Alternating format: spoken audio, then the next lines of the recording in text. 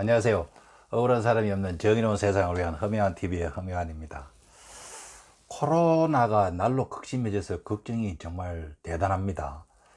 사람들을 만나서 식당이나 카페에서 차를 마시기나 음식을 먹으려고 마스크를 벗는 순간 코로나에 감염될 위험에 바로 노출이 되고, 또 일단 감염되면은 대책 없이 격리되어서 자연적으로 나을 때까지 기다려야 되는, 이런 정말 참 위중한 그런 시기를 우리들이 지금 살아가고 있는 것 같습니다. 이런 때일수록 정말 정부를 믿고 따르면서 국민들이 똘똘 뭉쳐서 이 위기를 극복해야 되지 않겠느냐 하는 그런 생각이 듭니다. 그렇습니다.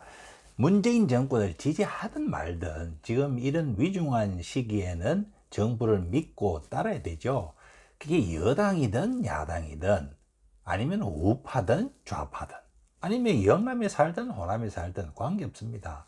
무조건 우리 국민들은 이 코로나 위기 극복을 위해서 똘똘 뭉치고 함께 대응을 하고 정부와 함께 나가야 될 그럴 때지요.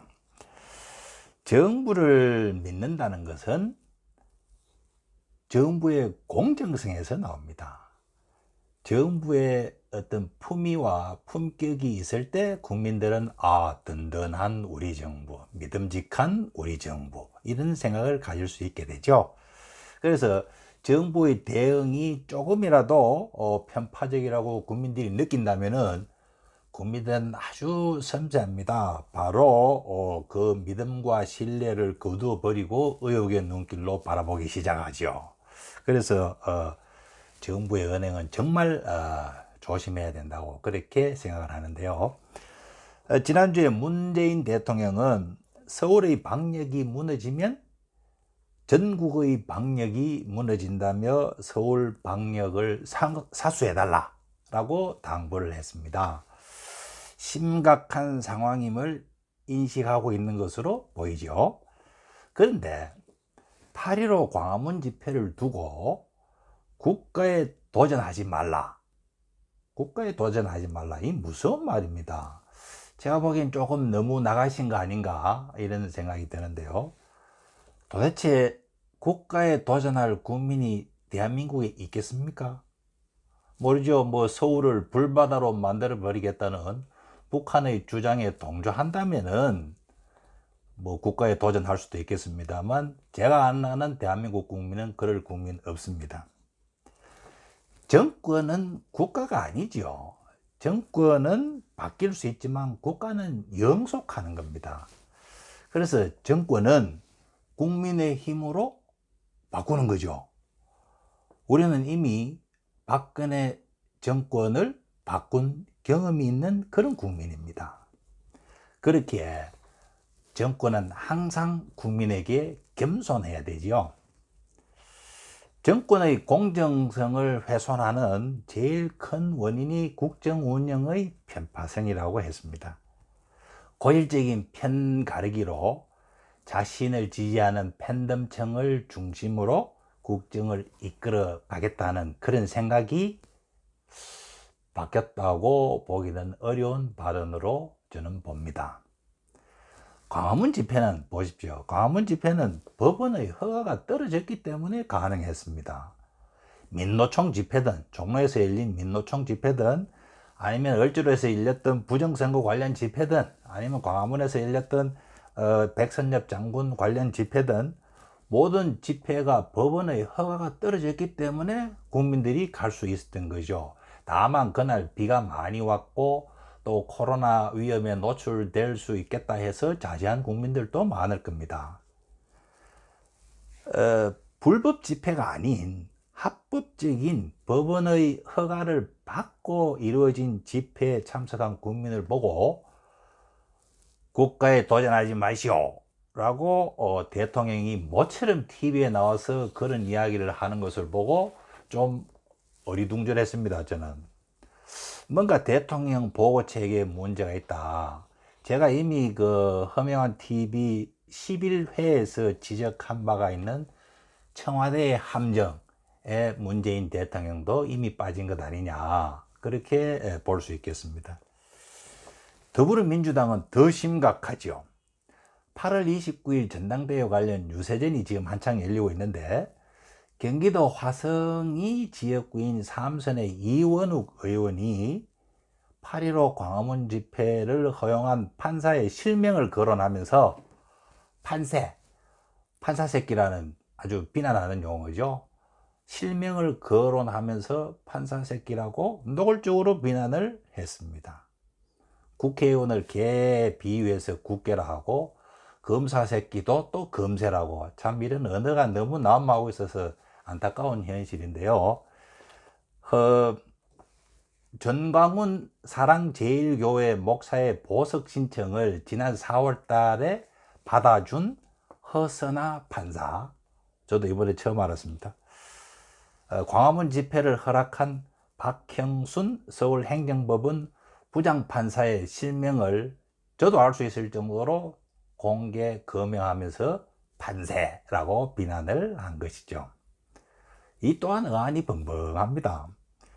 외관은 집권 여당의 삼선 국회의원으로서 당의 최고위원직에 도전하는 그런 모습인데, 실제 사고나 은행은 아직도 대학생으로서 재야 운동을 하던 유치한 그런 수준이라는 거죠.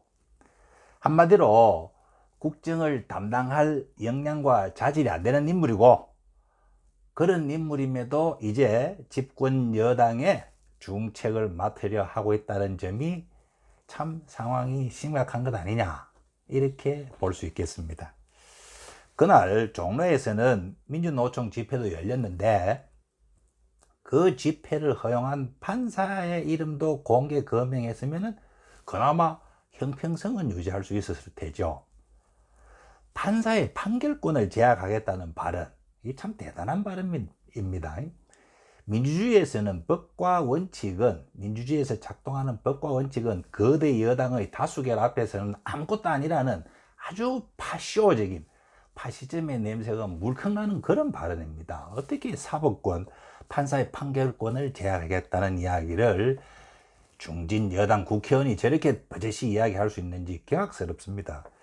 민주주의라는 게 입법, 사법, 행정 3권으로 나눠서 서로 견제와 균형을 하도록 하는 그런 제도입니다. 그런데 어떻게 여당의 중진 의원이라고 판사의 판결권을 제약하겠다라는 그런 발언을 당당하게 공개적으로 할 수 있다는 데 대해서 그저 입이 쫙 벌어질 뿐입니다.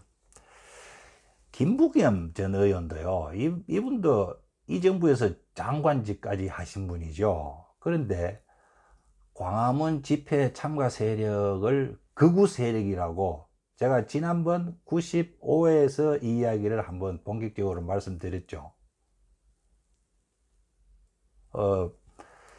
도대체 극우 세력이라는 개념이 있는 건지 없는 건지, 택도 없이 광화문 집회에 참석한 사람들을 극우 세력이라고 엉터리로 규정을 하고, 또 이들이 코로나를 의도적으로 퍼뜨리고 있다는 귀가 의심스러운 그런 발언을 버젓이 해대고 있습니다.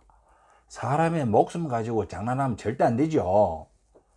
엄청난 막말임에도 불구하고 과거 자유한국당이나 미래 한국당 의원들 이야기는 툭 하면 막말이라고 하더니 언론도 그저 무덤덤하니 지나가고 있습니다. 재판 중인 피고인 조국은 법원으로부터 SNS 활동을 자제해달라는 요청을 받았습니다. 그런데도 개무시하고 연일 SNS에 온갖 사안을 다 올리며 지지층들을 이끌어가고 있더군요.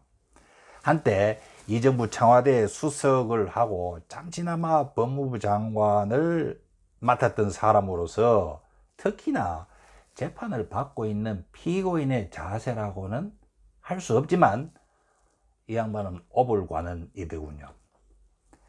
청와대 송철호 울산시장 선거 개입 사건 기억하시죠? 이게 검찰이 기소를 해서 재판을 하고 있는 것으로 그렇게 알고 있었는데, 그동안 피고인들이 법정에 출석하지 않아서 지금 6개월째 법원이 헛바퀴 돌고 있다 합니다. 손혜원 전 의원은 죄가 있다면 전 재산을 반납하겠다고 아주 큰 소리를 쳤었죠. 자신은 무죄라고. 하지만 얼마 전에 1심 판결에서 다행히 법정 구속은免했지만 징역 1년 6개월을 받았습니다.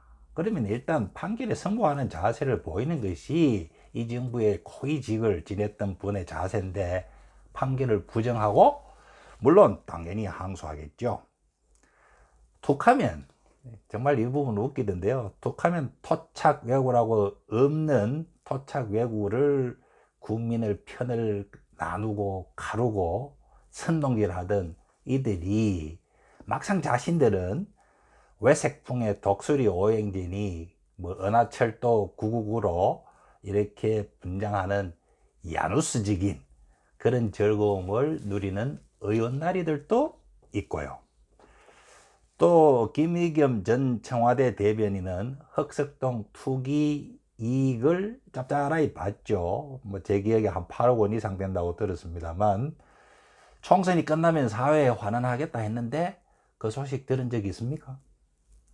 도대체 국정을 담당하는 아니면 했던 이 정부의 주요 인사들이 하나같이 정부의 제도나 질서를 따르지 않으면서 어떻게 국민들 보고 국가에 도전하지 마시오 이런 말을 할 수 있습니까? 이런 식으로 국정을 하니까 나라 일에 뭐라도 생기면 우파는 흔들고 비난해대고, 또 좌파는 무작정 옹호대열에 서서 상호 흙탕물에 아주 그 배설물적인 수준 이하의 욕설을 던지고, 이렇게 하는 소모전을 다람쥐 쳇바퀴 돌듯이 돌고 있는 것이 작금의 대한민국의 현실입니다. 나라가 균형을 잡고 안정적으로 가고 있다는 신뢰감을 국민들이 가질 수가 없지요.